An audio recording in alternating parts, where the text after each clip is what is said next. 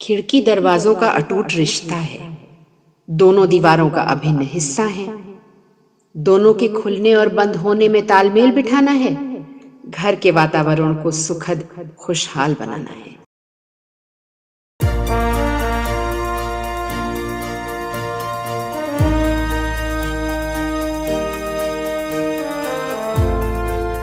Technology of home Bharat में निर्माण की बेहतरी के लिए शैक्षणिक जगत के साथ साथ उद्योग के प्रतिष्ठित दिग्गजों द्वारा ज्ञान साझा करने का एक स्वतंत्र मंच है।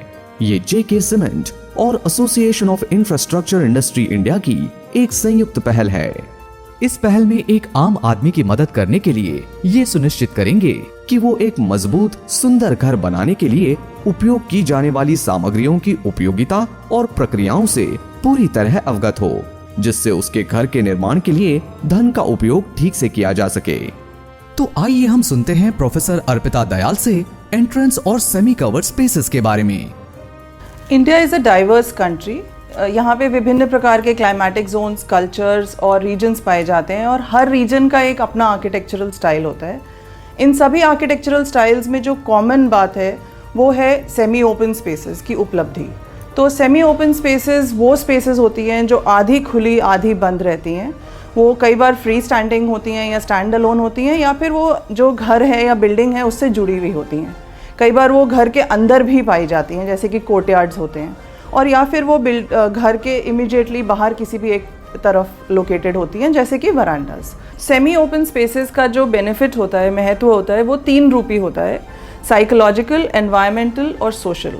तो अगर हम साइकोलॉजिकल बेनिफिट की बात करें तो अगर एक अच्छे स्वास्थ्य के हिसाब से आप देखा जाए तो एक रिलैक्स्ड स्पेस तब होती है जब एक जगह से दूसरी जगह के बीच में ट्रांजिशन हो जाए।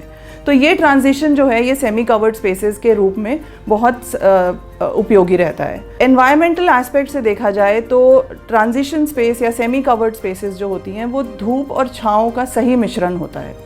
वो हमें बारिश से बचाती हैं, वहाँ का तापमान भी सही होता है, ना ज़्यादा गर्मी होती है ना ज़्यादा ठंडक रहती है। और किसी भी टाइम पे अगर आप देखें तो वहाँ की एयर क्वालिटी और लाइट क्वालिटी घर के किसी भी भाग से बेहतर रहती है। वरांडे के आसपास के जितने भी कमरे होते हैं वो बाकी के घर से ज़्यादा ठंडे रहते हैं।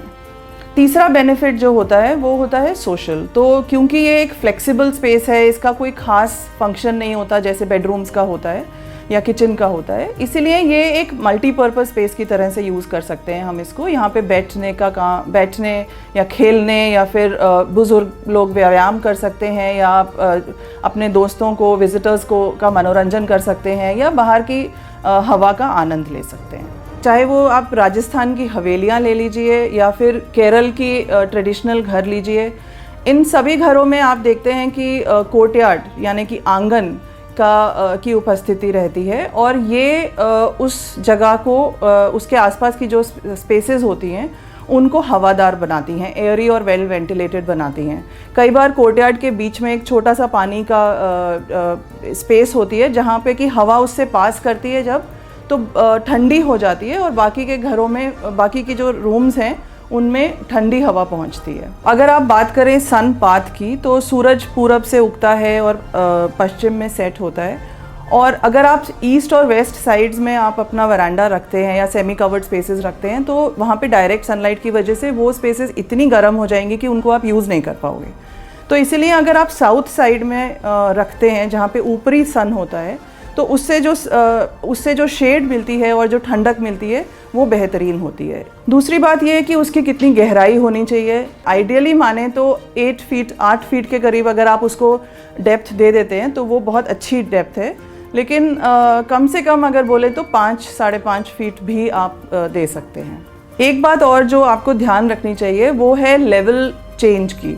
तो अगर वरांडा जो है बाहर के लेवल से सेम लेवल पे रहेगा तो बारिश का पानी, मिट्टी, हवा, ये सब जो है घर के अंदर प्रवेश कर जाएगी।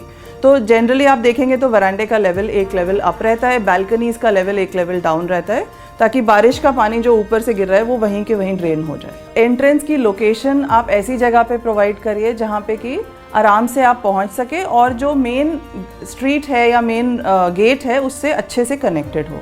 आप एक से ज़्यादा एंट्रेंसेस भी प्रोवाइड कर सकते हैं। थ्रेशोल्ड जो होता है, जो हमारी एंट्रेंस को डिफ़ाइन करता है, वो उसका डिज़ाइन जो होता है वो थोड़ा सा ख़ास डिज़ाइन हमें सोच लेना चाहिए उसके बारे में कि हम कैसे कर सकते हैं। आपने देखा होगा कई घरों में एंट्रेंस का जो मुख्य द्वार होता है वो छोटा होता है हाइट में, तो आप झुक के एंटर करते हो और ये एक तरह से आप घर वालों की तरफ एक श्रद्धा प्रकट कर रहे हो। इसी तरह कई घरों के दरवाज़ों में चौखट की एक लाइन होती है। वो लाइन डिफ़ाइन करती है कि क्या अंदर और बाहर की जो जगह है उसके बीच का जो अंतर है वो उसको डिफ़ाइन करती है। इसी के साथ ही एंट्रेंस की जो स्पेस होती है उसको हम डेकोरेशंस और कुछ तरह की चित्रकारी के साथ में भी उसका महत्व एक्सप्रेस कर सकते हैं। तो कई जगहों पे आप देखेंगे कि नक्काशी या फिर वर्ली पेंटिंग्स जैसे दरवाज़ों पे होती हैं, या रंगोली का पैटर्न बनता है दरवाज़ों पे। तो ये दिखाता है कि ये एक इम्पॉर्टेंट स्पेस होती है, जिसको कि आप ना सिर्फ कि एक दरवाज़ा मानिए, बल्कि जो उस एरिया के आसपास की दीवारें हैं या छत है या फिर जो खम्बे हैं उस जगह में, या जो भी बैठने की जगह है, उन सब जगहों को आप एक अच्छी तरह से आप एक डिज़ाइनिंग कर सकते हैं। वरांडा जो होता है वो सामने से खुला हुआ होता है और या साइड से खुला हुआ होता है। कोर्टयार्ड या आंगन जो होता है वो ऊपर से खुला होता है।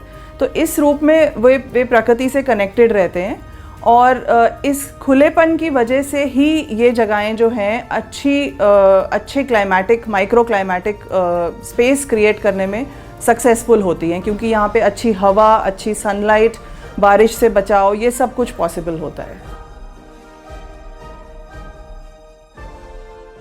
प्रोफेसर अर्पिता दयाल, सहायक professor, school of planning and architecture, नई दिल्ली, एक उत्साही शिक्षाविद हैं जिनके पास शहरी डिजाइन और वास्तुकला में 16 साल से अधिक का शोध और कार्य अनुभव है, जिसमें 10 साल का शिक्षण अनुभव भी शामिल है। टेक्नोलॉजी ऑफ होम, सुदृढ़ सुंदर निर्माण।